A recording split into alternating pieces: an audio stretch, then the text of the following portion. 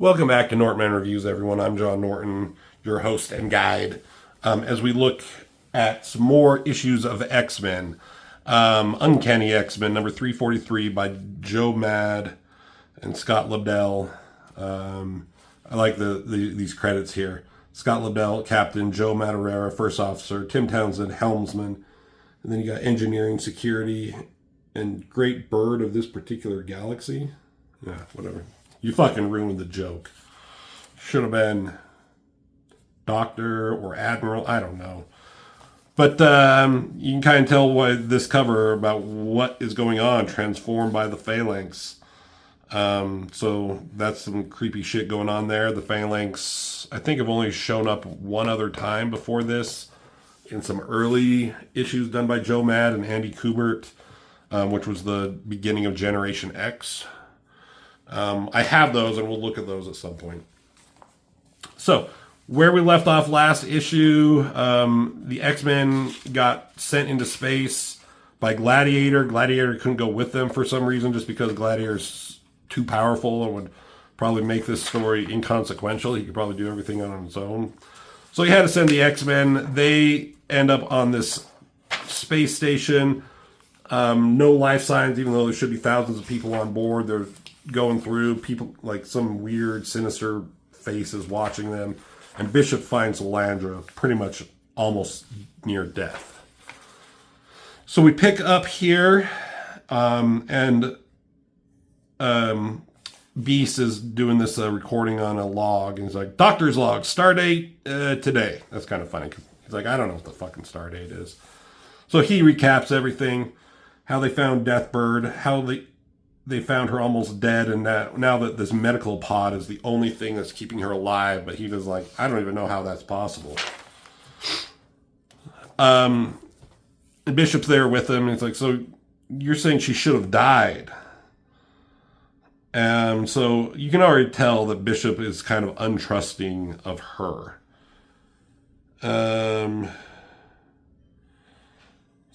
So then they say, like, she's starting to regain consciousness. You can see her hand up here, like, grabbing onto him. She's like, what happened to my people? It's like, they're dead. And everybody was on that has been killed. And then she's like, wait, what? The X-Men are here? You're the last ones I expected to find out here. And then she's like, thank you for telling me the truth and not sugarcoating it. It's like, yeah, you don't want to thank me yet, because I'm really curious why you're the only one alive. And she's like, you motherfucker. And Beast is like, work on that bedside, man. So she's fucking pissed at him for even insinuating anything.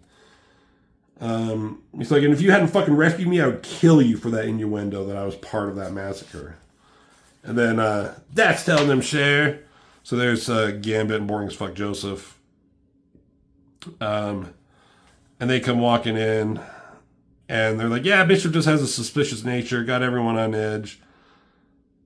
And they say, oh, you guys, you're a little late getting back. Did you find any more survivors? No, such luck. And this is kind of a weird picture of Joseph. Why does he look all creepy and sinister? I'll tell you why. And Deathbird's looking at him. She grabs Bishop's gun and just starts shooting at Gambit and Joseph here. Die, you lifeless, soulless space scum! Just blows them away. In the name of all who have suffered at your hands, die! And you can tell that she knew that they were Phalanx. Phalanx can change their shape and appearance. So they must have captured Joseph and Gambit here, took their place. So this one forms a gun and is about to shoot him. And I really like this image here with the gun coming at you, the fist pointed at you, and Bishop just uses power to blow a fucking hole through him. So that was kind of cool. So you got cuts to below, and the Phalanx here, they have, looks like Joseph and Gambit here captured. And what are they saying here? They're basically saying, like, they're identifying where these guys are from. They're from Earth. And they say that our expedition there to Earth was defeated, but that was only a setback. They've learned from that experience. They've already been, like, blazing through the galaxy, doing what they need to do. Now they're at the Shi'ar Empire. And it's only a matter of time before the entire universe is ours to consume. And it's like, and they say, what possible difference can a pod full of X-Men make?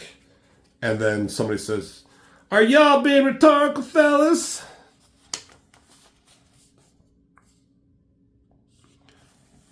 Or do I get a chance to answer? And what is...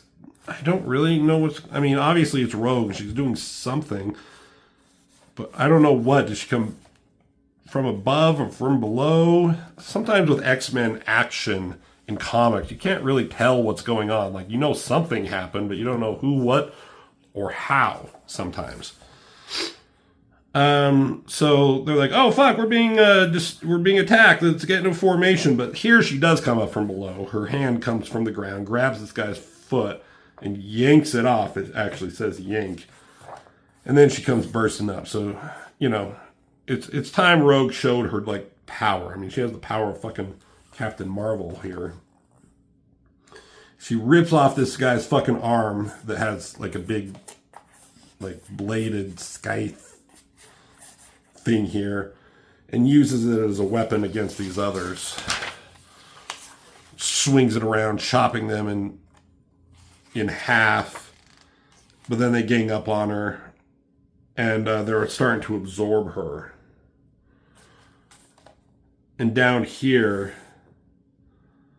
they say, speak, Phalanx Rogue, express your last organic memory.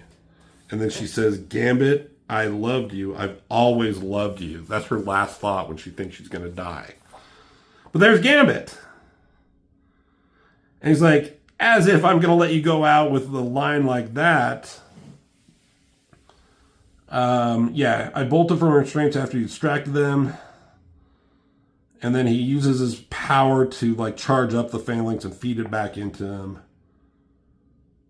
And she's like, get out of here while you can. Don't throw your life away. And he looks at her. He's like, don't you ever listen. Without you, I don't have much of a life. She's like, they've been having problems, but he still loves her. She loves him. And he's like, I am not going anywhere without you. And she's about to tear up. And then I'm sure someone off to the side is like, now's not the time for this.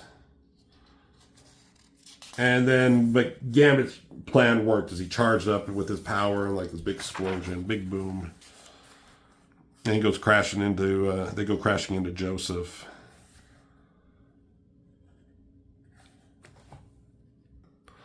And Gambit calls him Magneto again. He's like, God damn it, I'm not Magneto anymore. I mean, he's a clone of Magneto, but everyone thinks he's Magneto. He's like, that life is over. Yeah, so you keep telling me. But then they say, he's like, oh, you had, like, your crazy plan worked, Gambit. He's like, yeah, no, I saw it. I was there. And then Rogue's kind of having a hard moment. She's like, for an instant, I was one of them. I linked with them. I saw what they did to the Shi'ar homeworld. I've seen civilization they swallowed whole. And I know what they intend to do with the Shi'ar. And I know what they have planned for Earth. So that's kind of she's still emotional over it. So speaking of Earth, we go back to there, and here you got Bastion, the next big villain that the X-Men have to deal with on Earth after Onslaught. And somehow they captured Jubilee from Generation X number 25. And they're going to process her, take her to the lab. May heaven help her. I have it on the highest authority, old man, that if heaven wanted anything to do with her, they never would have made her a mutant. Okay. I don't know what becomes of all this. Don't ask. So in space, they're still doing space stuff, and they're still talking about stuff in space. Yeah. And so they're on their way. I don't know. They're going somewhere. They're there to stop the Phalanx. So I think they're going to the Shi'ar homeworld. And Deathbird here, and she's like fucking yelling at all of them. She's just kind of like being a pain in the ass. And Bishop is like had enough of her. He's like, just sit down and shut up. Just quit yelling at all of us. And she like looks at him like, no, how dare you? No one ever treats me like this. And then they're all just kind of in a pissy mood. I always like this shot of Deathbird sitting there with her legs crossed. So now they're going somewhere. I have no idea where. And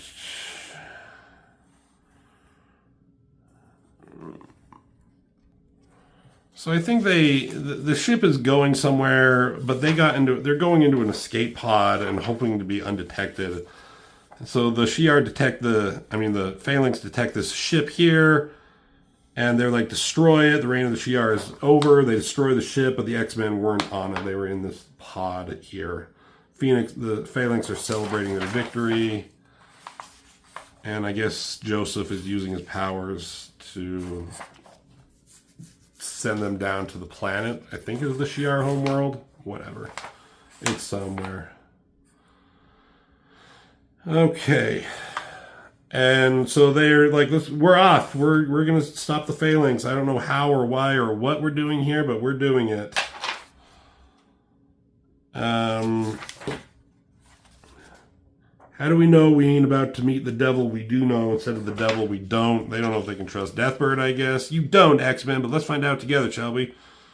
What's the old saying? Damned if we do. And then they teleport off. And that's it for this book. I thought like these Phalanx issues were all in this, but apparently not. 342, 343. I'll have to look around to see where that issue is, because I don't have it.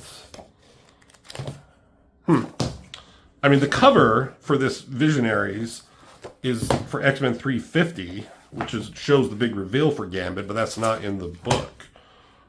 Weird, if you ask me. So, all right, well, there's at least a few issues of Joe Mad to whet your whistles. For some Uncanny X-Men. So thank you for watching. Hit that like button, and I'll see you on the next video.